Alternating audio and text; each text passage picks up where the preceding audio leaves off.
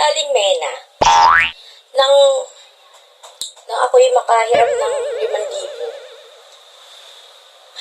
Ayun pala. Aling Mena! Aling Mena! Taga! O siya, sige. Pagka padala mo na lang ako ng pera. Sige ba? Aling Mena! Pwede yung, ano ka na naman? At naandito ka.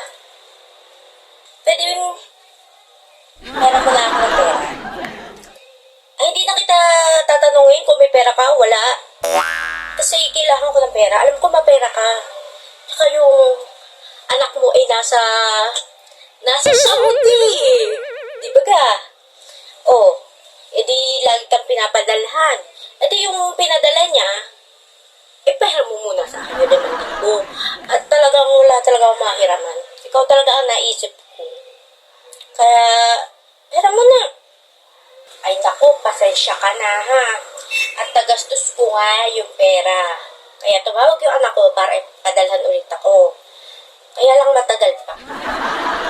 Tsaka, ang hirap kaya magkaroon ng pera tapos yung anak ko nasa ibang bansa, nagpapakahirap. Tapos ikaw, todo hingi?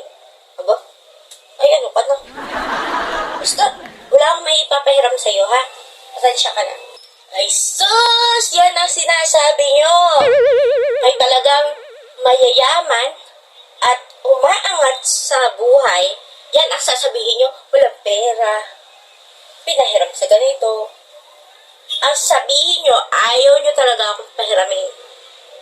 Tsaka, ano kala nyo? Hindi ko babayaran? Babayaran ko, no? Pero sa katapusan pa. Katapusan pa ng mundo. Ewan ko sa iyo. Yan ka na nga.